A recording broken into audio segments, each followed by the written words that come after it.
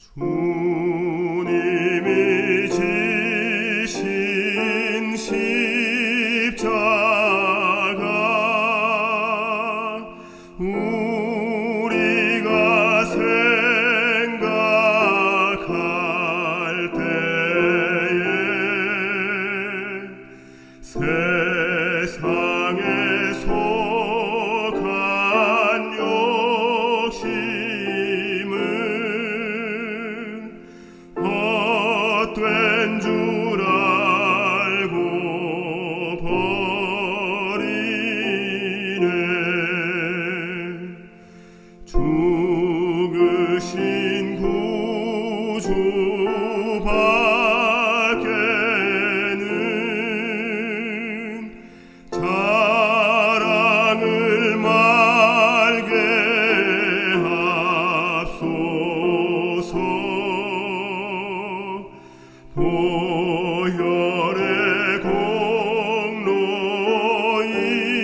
입어서 교만한 내 맘 버리네. 온 세상 만물 가져도 주은혜 다 못 갚겠네. 특별한 사랑 받은 나 몸으로 제물 삼겠네.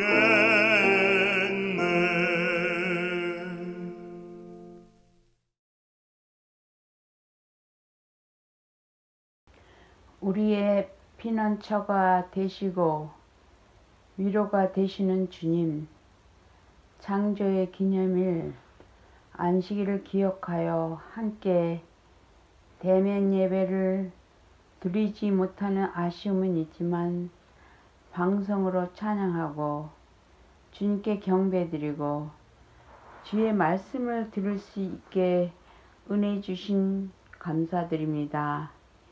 2020년은 누구도 상상치 않은 전염병으로 예상치 않은 많은 사람들이 생명을 잃고 직장을 잃고 경제적 어려움, 자연 재난 등등 견디기 어려운 일들이 많지만 이런 어려운 때에 자신을 돌아보는 귀한 시간들이 있었고 말씀을 읽고 들으면서 주님과 더 친밀할 수 있고 앞으로의 우리의 삶의 목적에 방향을 가르쳐 주신 주님께 감사드립니다. 우리에게 구원을 선물로 주셨고 이제까지 살아오면서 받은 주님의 은혜와 감사를 이웃에게 실천하는 우리의 삶을 통하여 복음의 증거가 되기를 원합니다. 요마린다교회 장년 청년들이 주님이 우리에게 맡겨주신 사명을 협력하여 이루는 공동체가 되도록 믿음을 더하여 주시기를 바랍니다. 오늘 목사님을 통하여 주님의 말씀을 들을 때에 우리의 마음속을 비우고 경청하고 깨달음을 삶에서 실행하는 주님의 자녀가 되기를 바라며 늘 우리를 사랑하시는 주님의 이름으로 기도드립니다. 아멘.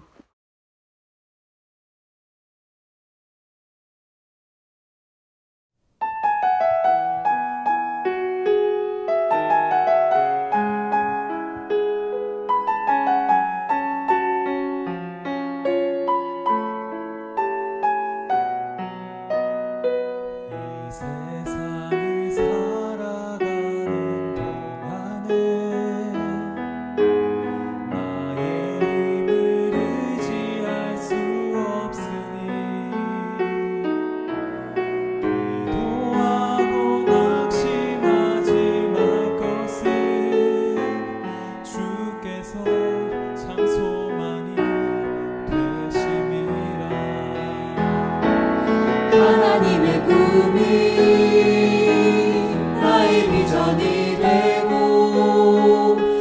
예수님의 성품이 나의 인격이 되고 성령님의 권능이 나의 능력이 되길 원하고 바라고 기도합니다.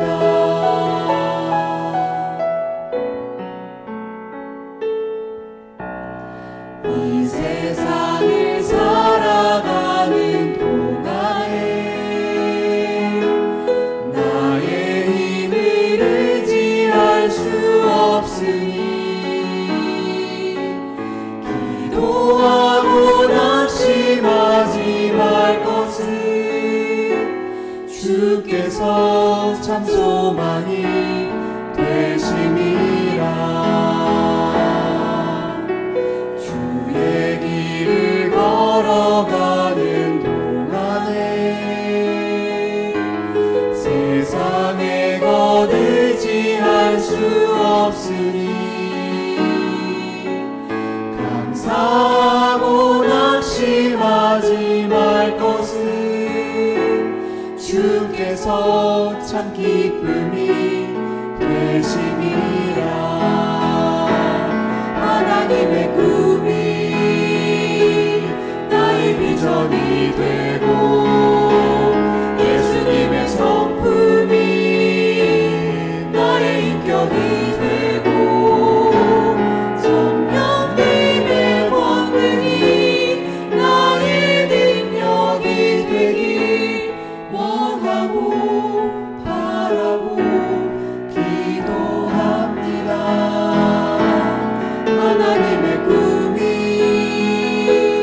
나의 비전이 되고 예수님의 성품이 나의 인격이 되고 성령님의 권능이 나의 능력이 되길 원하고 바라고 기도합니다.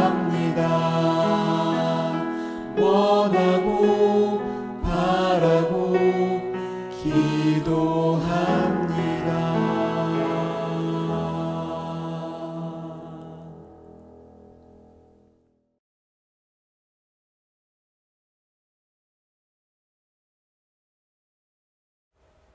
교회 여러분 안녕하십니까? 즐거운 안식일입니다. 지난 안식일에 저희 교회가 온라인으로 성만찬 예식을 우리 진행을 했고요.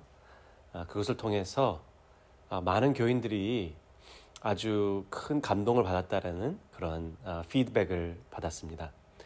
오늘 저와 함께 이 한국어로 예배를 드리고 있는 우리 교우님들도 정말 많은 은혜 받으셨으리라 믿습니다.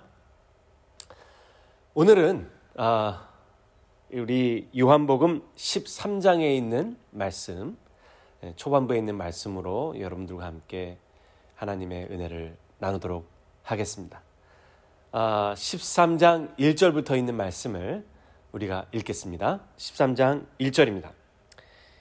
6월절 전에 예수께서 자기가 세상을 떠나 아버지께로 돌아가실 때가 이른 줄 아시고 세상에 있는 자기 사람들을 사랑하시되 끝까지 사랑하시니라. 2절 마귀가 벌써 시몬의 아들 가롯 유다의 마음에 예수를 팔려는 생각을 넣었더니 저녁 먹는 중에 예수는 아버지께서 모든 것을 자기 손에 맡기신 것과 또 자기가 하나님께로부터 오셨다가 하나님께로 돌아가실 것을 아시고 저녁 잡수시던 자리에서 일어나 겉옷을 벗고 수건을 가져다가 허리에 두르시고 이에 대야의 물을 받아 제자들의 발을 씻기시고 그 두르신 수건으로 씻기기를 시작하여 시몬 베드로에게 이르시니 가로되 주여 주께서 내 발을 씻기시나이까. 예수께서 대답하여 가라사대 나의 하는 것을 내가 이제는 알지 못하나 이후에는 알리라. 여러분들이 너무나 잘 알고 있는 세족 예식이죠. 예수님께서 지상봉사 사업을 하시다가 이제 아버지 하나님께로 돌아가실 때가 가까워왔을 때 예수님께서 이 제자들에게 아주 특별한 예식인 세족 예식을 하셨습니다. 이 세족 예식은 워낙 유명한 이야기이고 또 1년에 몇 차례씩 여러분들이 속한 그 교회에서 세족 예식을 하고 있기 때문에 이미 여러분들께서 이 성경절을 많이 읽으셨고 또 세족 예식에 대한 어떤 의미가 있는지 목사님을 통해서 또 성경 공부를 통해서 많이 듣고 또 이미 아시리라 생각이 됩니다. 그렇지만 오늘 우리가 지난주에는 성만찬 예식을 했고요. 또 오늘 공교롭게도 그리스도께서 베푸신 성만찬 예식과 또 이 세족 예식을 우리가 함께 배움으로 인해서 다시 한번 그 의미를 되새겨보고 또 거기에서 우리가 무엇을 배워야 할 것인가를 생각해보는 그런 시간을 여러분들과 제가 갖도록 하겠습니다. 이 예식은 13장 1절에 나오는 바와 같이 6월절 바로 전에 있었던 일이죠. 그래서 예수님께서 제자들을 다 모아놓으시고 그들에게 정말 마지막 그들에게 너무나도 꼭 필요한 그러한 교훈을 가르쳐 주기를 원하셨습니다. 이 세족 예식이 벌어진 그 시점과 또 그 세족 예식을 베푸신 예수님의 그 모습 속에서 제자들의 마음 상태가 어떠했을까를 우리가 좀 추정해 볼 수 있겠는데요. 여러분들이 요한복음 12장 또 11장을 통해서 배운 내용과 같이 비록 예수님께서는 수차례 제자들에게 예수님께 어떠한 일이 일어날 것인가를, 즉 예수님께서 어떻게 죽음을 맞이하게 될 것인가를 설명을 하셨음에도 불구하고 제자들은 그들의 마음속에 흥분과 또 기쁨을 감출 수가 없었어요. 그것은 예수님께서 이 죽은 자를 나사로를 살리시는 그 기적을 베푸신 그 시점으로 인해서부터 시작해가지고 예수님께서 예루살렘으로 올라가는 그 과정 속에서 백성들이 보여준 놀라운 그런 함성과 기쁨과 또 칭송을 이 제자들이 기억하고 있었기 때문입니다. 예수님은 그분에게 닥칠 일을 설명하셨음에도 불구하고 제자들은 그것을 끝까지 귀담아 듣지 않는 그 모습을 우리가 보게 되는 것이죠. 즉 영어로 말하면 selective listening, 자기들이 듣고 싶은 것만 듣게 되는 것입니다. 우리도 그런 일들 많이 경험하게 되죠. 예를 들면 내 차가 오래돼서 이 차를 좀 바꿨으면 좋겠다. 근데 여러분들 마음속에 특별한 회사 제품과 모델을 가지고 있으면 평상시에는 그 차를 뭐 이렇게 하이웨이 운전하고 다녀도 잘 보이지도 않던 그 차가 그 차를 구입하겠다고 생각하는 마음을 갖고 있을 때로부터 계속 눈에 들어오는 거예요. 그 이유는 무엇입니까? 여러분들의 생각이 그 여러분들이 사고자 하는 차에 고정되어 있기 때문에 그런 것입니다. 그래서 프리웨이를 계속 달리고 또 길가를 매 이렇게 지나다닐 때마다 계속 그 차가 보이는 거죠. 마찬가지로 여러분 이 고속도로에 그 차만 지나다니는 것은 아니잖아요. 수많은 종류의 차들이 계속 지나가는 그런 경험을 우리가 하면서도 우리 눈에는 그 차만 계속 들어오는 이유는 거기에 대한 생각만 있기 때문에 그렇다고 제가 말씀을 드렸죠. 제자들의 마음도 마찬가지였던 것 같습니다. 예수님께서 영광스러운 메시아, 그러나 고난의 메시아, 이 두 가지를 다 말씀을 하셨음에도 불구하고 그들의 마음속에는 영광의 메시아만 생각하고 있었던 것이죠. 즉 이 로마를 물리치고 궁극적으로 예수께서 가지고 있었던 그 놀라운 기적의 능력을 베푸심으로 말미암아 그들이 원했던 이 지상 왕국의 확립을 예수께서 하시리라고 믿고 있었던 것입니다.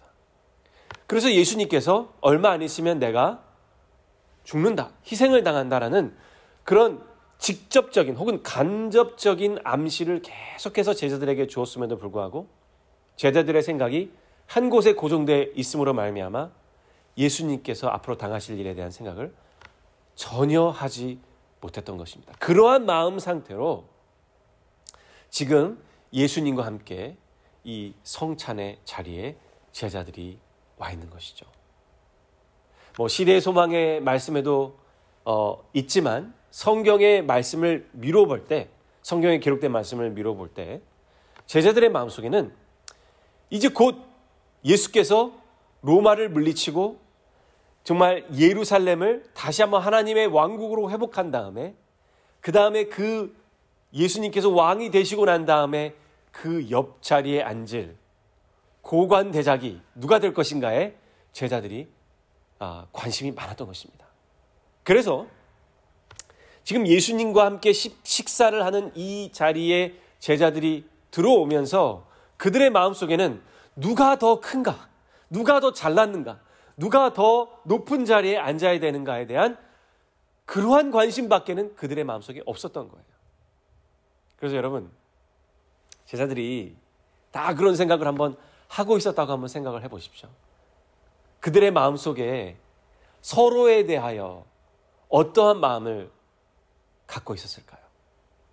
예수님은 둘째치고 그들의 마음속에 제자로서 지난 3년 반 동안 예수님과 동고동락을 하고 정말 예수님의 미션과 사역을 짊어지고 나가야 된다는 그러한 사명을 예수님께서 계속 말씀을 하셨기 때문에 그들은 세상의 어느 누구보다도 서로를 아끼고 서로를 사랑하고 서로를 섬겨야 되는 그런 입장에 있는데 그들의 마음속에 예수님께서 왕이 되고 난 다음에 그 옆자리에 누가 있어야 되느냐는 그런 말도 안 되는 질문을 스스로에게 던짐으로 인해서 제자들 스스로가 서로에게 경쟁자가 되고 자기가 밟고 올라서야 되는 그러한 관계가 되어버린 것입니다.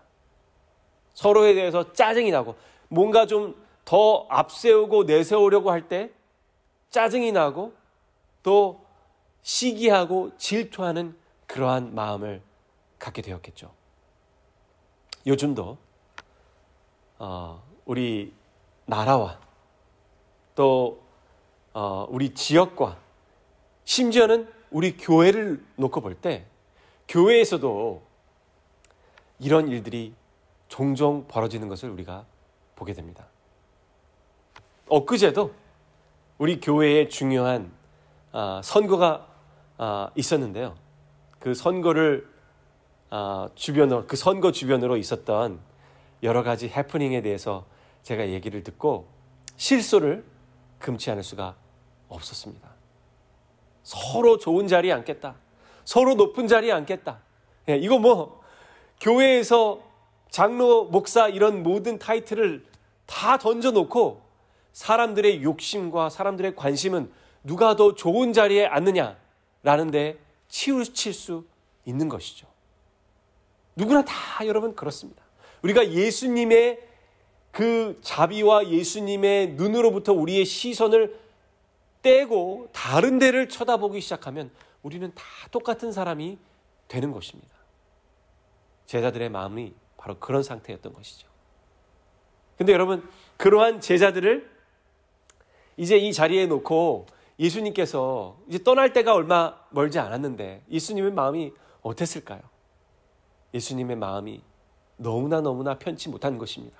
자기는 이제 떠나서 아버지 하나님 곁으로 가야 되는데 지난 3년 반 동안 훈련시켰던 제자들이 누가 더 크냐, 누가 더 좋은 자리에 앉느냐라는 그 정말 가당치도 않은 주제를 놓고 서로 싸우고 있는 것을 예수님이 모르셨을까요? 당연히 아셨죠. 그분의 마음이 지금 굉장히 괴로운 것입니다. 근데 여러분 또 하나 생각해 볼 만한 것은 지금 이제 식사를 하러 이 자리에 이렇게 모였는데 이 식사를 하러 모인 자리에는 항상 식사를 하기 전에 씻는 예식이 있습니다. 그래서 사람들이 들어오면 종이 와서 그 주인의 발과 팔을 씻기고 깨끗한 상태로 성찬이나 저녁 식사나 우리 이런 파티에 사람들이 음식을 먹게 돼 있죠. 이 씻는 의식은 이스라엘 백성들에게 있어서 굉장히 중요한 의식이었어요. 그래서 우리 요한복음에 이 가나의 혼인잔치, 여러분 예수께서 베푸신 첫 번째 기적인 가나의 혼인잔치 때 포도즙이 모자랐을 때, 그렇죠? 예수님께서 이 항아리에 물을 채우라는 종들에게 명령을 내리셨죠. 그 항아리가 바로 어떤 항아리였냐면 사람들이 바깥에서 집으로 돌아올 때, 그렇죠? 손님이나 집에 있던 사람들이 집으로 들어올 때 항상 씻고 들어오게 되어 있기 때문에 문 옆에 세워놓는 항아리들이 항상 있었어요. 그래서 그 항아리에 물을 채우고 들어올 때 항상 손과 발을 깨끗하게 씻게 되어 있었던 것이죠. 그런데 여기 이 성찬을 위해 모인 예수님과 제자들의 발을 씻기는 사람이 아무도 없었다라는 것입니다. 그 말은 거기에 종이 없었다는 것이죠. 자, 종이 없었다면 그럼 누군가는 그 일을 해야만 됐었어요. 자, 예수님과 12제자가 그 성찬의 자리에 있습니다. 여기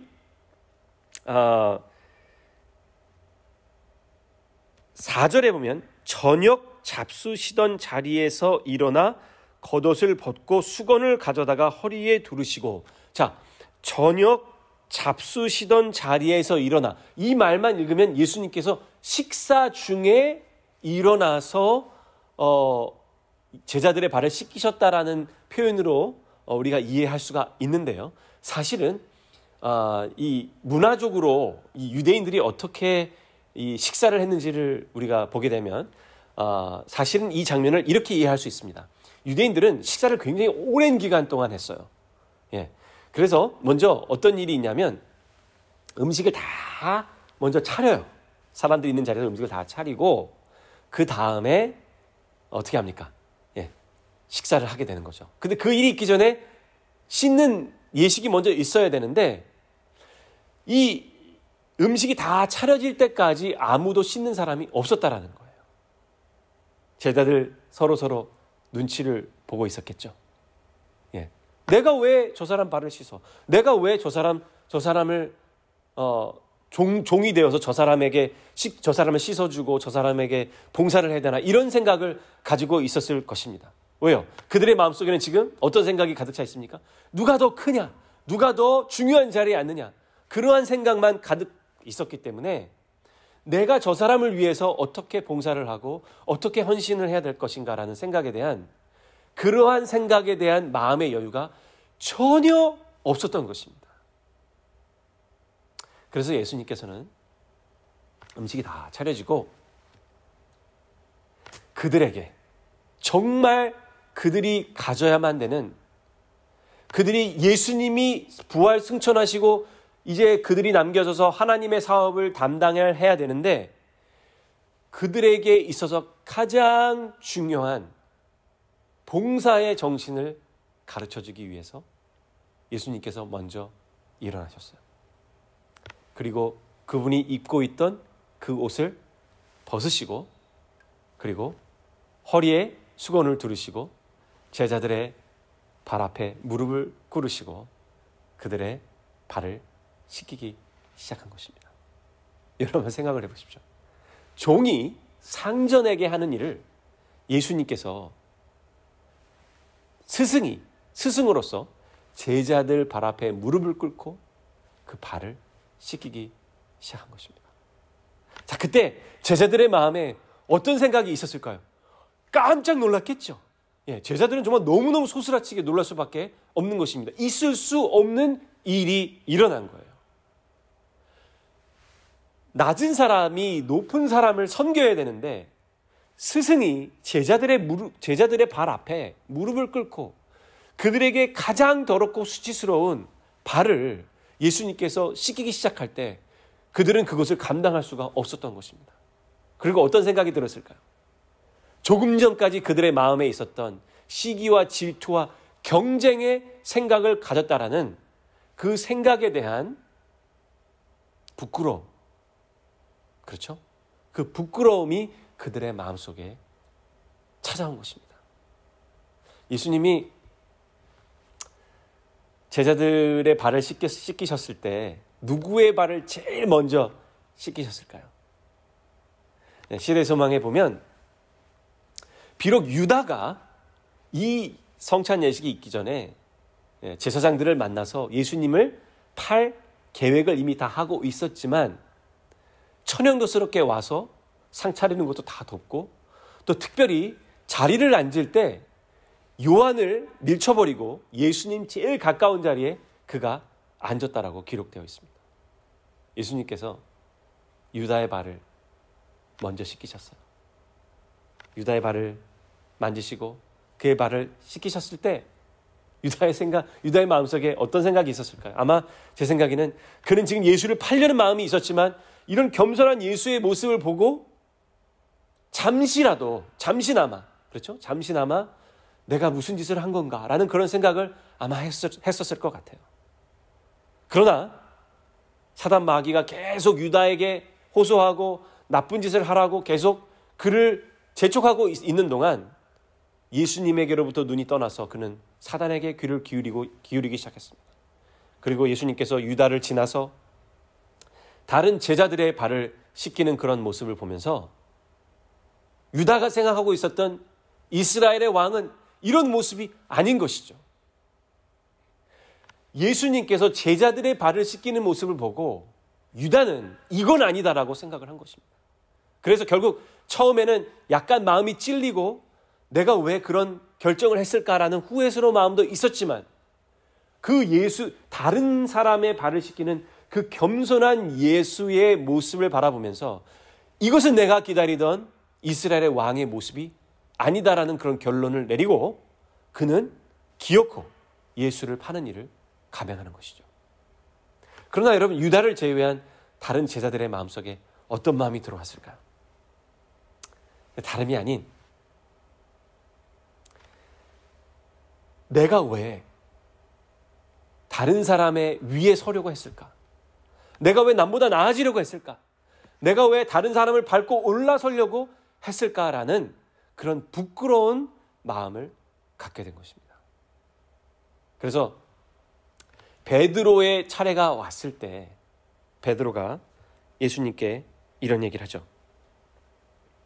6절 시몬 베드로에게 이르시니 가로되 주여 주께서 내 발을 씻기시나이까? 예수께서 대답하여 가라사대 나의 하는 것을 내가 이제는 알지 못하나 이후에는 알리라. 8절 베드로가 가로되 내 발을 절대로 씻기지 못하시리이다. 예수께서 대답하시되 내가 너를 씻기지 아니하면 내가 나와 상관이 없느니라. 여러분, 이 예수님께서 이것이 얼마나 중요한 것인가를 베드로에게 가르쳐 주십니다. 어느 정도로 심하게 말씀을 하시냐면 내가 너의 발을 씻기는 것을 허락하지 아니하면 너와 나는 상관이 없다. 너는 나의 나라를 유업으로 받지 못한다라는 표현을 한 것입니다.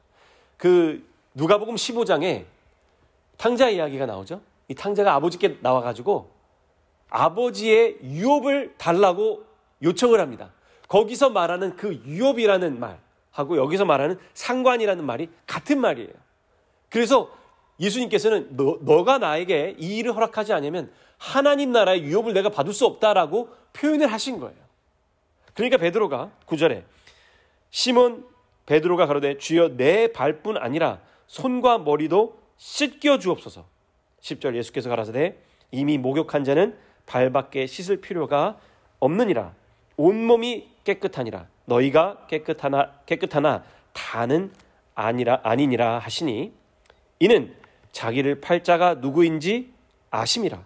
그러므로 다는 깨끗이 아니하다 하시니라. 유다에 대한 이야기를 예수님께서 이미 알고 계셨다는 그런 얘기죠. 자, 여러분, 여기에 이 씻는 일, 깨끗하게 하는 일, 이 일에 대해서 예수님께서는 굉장히 깊은 의미를 부여하십니다. 지금까지 우리가 어떻게 예수님의 하신 일을 보고 우리가 겸손해야 되는가라는 내용을 우리가 이야기를 나눴는데요. 여기 이 씻기는 일은 굉장히 중요한 그런 교훈을 담고 있습니다. 여러분, 성전에 들어가기 전에, 성막에 들어가기 전에 제사장들이 꼭 해야 되는 중요한 일이 뭐냐면 씻는 일입니다. 그래서 여러분, 모세를 통해서 지어진 광야 성막을 보면 성막들이 있고 거기서 제사장들이 양을 잡고 그 양을 잡은 피를 성막 안으로 가지고 들어가기 전에 반드시 해야 될 일이 뭐냐면은 씻고 들어가는 일이에요. 그래서 성막, 성전, 그렇죠. 지성소, 성소와 지성소 앞에 있는 바로 앞에 거기에 물두멍이 있어서 제사장들이 항상 씻고 들어가게 되어 있어요. 근데 예수께서 돌아가셨을 때 우리가 아는 것처럼 그 성전에 막이 이렇게 찢어진 것으로 미루어 보아서 우리가 알 수 있는 것은 바로 이 성소, 이 성전이 예수 그리스도의 몸을 뜻한다는 것이죠. 그렇죠? 그래서 여러분, 이 우리 몸을 씻는 것, 즉 베드로가 온몸을 다 씻겨달라 그러니까 예수님께서 이미 몸을 씻은 자는 다 씻을 필요가 다시는 없고 발만 씻으면 된다고 말씀하신 그 내용은 뭐냐면 우리가 예수 그리스도를 개인의 구주로 받아들임으로 말미암아 우리가 어떻게 된 것입니까? 구원을 받고, 그렇죠? 예, 구원을 받고 그리스도의 몸에 들어갔다는 것입니다. 그리스도의 몸 안으로 들어간 거예요. 성소 앞에서 물두멍에서 우리가 씻고 성소 안으로 들어간 것은 우리가 그리스도와 하나가 되었다라는 그런 얘기죠. 그래서 예수님께서 이렇게 서로를 미워하고 서로를 시기하고 질투하는 이 제자들에게 너희들이 진정으로 나와 하나가 되기를 원하면 이렇게 씻는, 우리의 죄를 씻고 이 죄를 씻을 뿐만 아니라 예수 그리스도가 보여주신 이 겸손의 모본을 따라감으로 말미암아 우리가 어떻게 된다는 것입니까? 그리스도와 하나가 된다는 것이죠. 그리스도의 가족이 된다는 것입니다. 여러분, 우리가 교회에 나오고 있는 우리 형제와 자매들을 다 뭐라고 얘기합니까? 우리 교인들을 형제와 자매라고 말하잖아요. 그렇죠? 그 말은 우리가 예수 그리스도로 인하여 한 가족이 되었다라는 얘기예요. 제가 처음에 여러분들이 아시다시피 저는 교인이 아니었잖아요. 그렇죠? 예. 그래서 하나님을 아버지라고 부르는 것도 굉장히 낯설고 이상했고, 그 다음에 우리 교회에 나오는 교인들을 내 형제와 내 자매라고 부르는 것도 굉장히 이상했어요. 교회를 오래 다니고 혹은 어렸을 적부터 부모님으로 인하여 여러분들이 교회를 출석하고 다녔던 분들은 그게 너무나 자연스럽게 다가왔기 때문에 별로 이상하게 생각할 일이 없으셨겠지만은 저는 제 혈육, 저희 누님과 동생을 제외한 어떤 누구도 제 형제라고 불러본 적이 없었어요. 그래서 처음에 교회에 와가지고 형제님, 자매님 할 때 그 말이 너무 이상한 거예요. 그렇게 한 몇 달을 그렇게 형제, 자매로 부를 수가 없었어요. 그것이 저에게 너무나 이상해서. 근데 여러분, 예수 그리스도를 믿고 그분의 자녀가 된다는 것은 우리 교우님들, 우리 함께 출석하고 함께 이 그리스도의 은혜를 나누는 모든 사람들이 나의 형제와 자매가 된다는 것이죠. 하나가 된다는 것입니다. 예수님과 함께 하나가 된다는 거예요.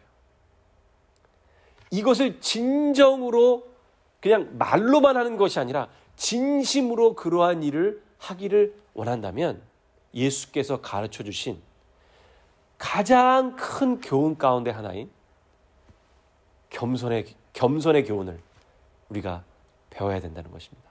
아마 베드로, 요한, 야고보, 마태 이런 모든 예수님의 제자들이 그리스도 예수께서 그들을 신기우는 그 모습을 보면서 아마 그제서야 그들의 마음속에 하나님 나라의 큰 자가 된다라는 것은 바로 이것을 뜻하는 것이구나. 내가 낮은 자가 되는 것이 주님의 나라에서 큰 자가 되는 것이구나 라는 그런 교훈을 그때 처음 느끼게 된 것입니다. 여러분, 예수님께서 제자들을 여러 방법으로 교훈을 했어요. 가르치고. 그렇죠? 근데 여러분, 이 장면만큼은 예수님께서 그들의 마음속에 어떠한 시기와 질투와 미움과 이런 사악한 마음들이 있었는지를 아셨지만 그들에게 말로 야, 너희들 도대체 왜 싸우는 거야? 내가 그렇게 많이 얘기를 했는데 왜 이렇게 이해를 못하는 거야? 이렇게 말씀하지 않으시고 아무 말도 하지 않으시고 그분 스스로가 종의 종이 되신 거죠. 종의 종이 되었으니 얼마나 낮아진 것입니까? 제자들은 그 광경을 보면서 너무나도 충격적인, 너무나 큰 충격을 받은 것이죠. 예수님께서 어떻게 내 발 앞에 무릎을 꿇고 나의 발을 씻기실 수 있는가? 너무나 큰 충격을 받은 거예요. 근데 예수님께서는 가장 큰 교훈을 주실 때 아무 말씀도 하지 않으시고 그분 스스로 조용히 모본을 보여주시고 그렇게 예수께서 그들을 가르쳐 주셨을 때 그들의 마음속에는 평생 잊을 수 없는, 그렇죠? 그리고 예수님께서 뭐라고 말씀하셨습니까? 이것을 나를 기념하여 어디를 가든지 계속 하라고 말씀하셨죠. 그래서 성찬 예식과 세종 예식을 할 때마다 예수께서 보여주신 그 겸손의 모습, 그 종의 모습을 다시 한번 일깨우면서 나도 그러한 사람이 되어야겠구나 라고 결심을 하게 된 것입니다. 오늘날도 여러분 마찬가지인 것 같아요. 여러분, 여러분들과 제가 섬기고 있는 이 교회가 예수님이 바라시는 정말 그러한 교회가 되기를 원한다면 우리는 그리스도의 모본을 따라서 누구보다도 겸손한 사람이 되어야겠습니다.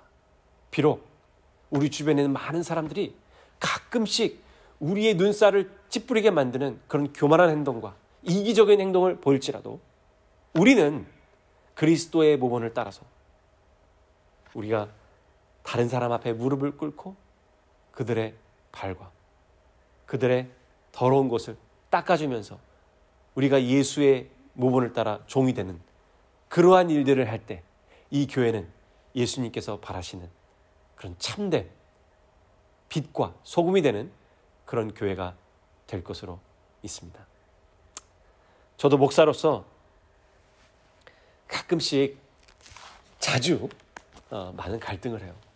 언제 제일 많은 갈등을 하게 되냐면 어떤 사람이 저를 무시한다라고 하는 행동을 보이거나 말을 했을 때 제 이 마음속에서부터 우러나오는 이 죄된 이 본성이 막 나오는 걸 느껴요.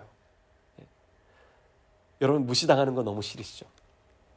무시당하는 말을 들었을 때, 어떤 사람이 무시하는 행동을 했을 때 여러분 얼마나 우리의 마음속에서 미움과 시기와 질투와 분노가 끓어오릅니까? 그렇죠? 근데 그것이 때로는 우리가 제어가 안 돼가지고 교회 안에서도 막 나올 때가 있어요. 그럼 교회는 난장판 되는 것입니다. 그렇죠? 근데 여러분, 내가 다른 사람의 종이라고, 다른 사람을 섬기고 예수를 섬기는 그러한 사람이라고 생각할 때 나를 무시하는 말과 나를 무시하는 행동이 우리에게 우리의 죄된 본성을 끌어내는 그러한 악한 동기가 되지 못하는 것을 발견하게 되는 것이죠. 우리 모든 교우 여러분들께서 그리스도의 모본을 따라 겸손하고 사람들을 섬기고 하나님을 섬기는 그런 아름다운 모습을 추구해가면서 사는 여러분들과 제가 되기를 간절히 바라면서 오늘 말씀을 마치도록 하겠습니다. 다 같이 기도하시겠습니다. 아버지 하나님, 예수께서 보여주신 이 겸손의 원칙, 그동안 우리가 수없이 들어오고 또 세종 예식을 할 때마다 다시 한번 생각하게 되는 그런 주제입니다. 그러나 주님, 우리의 죄된 본성 때문에 불쑥불쑥 뛰쳐나오는 분노와 미움과 화로 인하여 우리가 얼마나 자주 주님 앞에 쓰러지는지 모릅니다. 주님이시여, 그럴 때마다 종의 종이 되신 그리스도 예수를 기억하며 우리가 예수님의 모본을 따라 섬기는 자세로 낮아지는 우리 모두가 될 수 있도록 인도하여 주시옵소서. 그래서 이 교회가 주님을 섬기는 종으로 가득 차 아름다운 주님의 왕국이 건설되는 그러한 교회가 될 수 있도록 주님 축복하시고 인도하시옵기를 그리스도 예수의 이름으로 간절히 축원하옵나이다. 아멘. 여러분, 오늘도 즐거운 안식일 되시고요. 저는 다음 주 이 시간 여러분 다시 찾아뵙도록 하겠습니다. 안녕히 계십시오.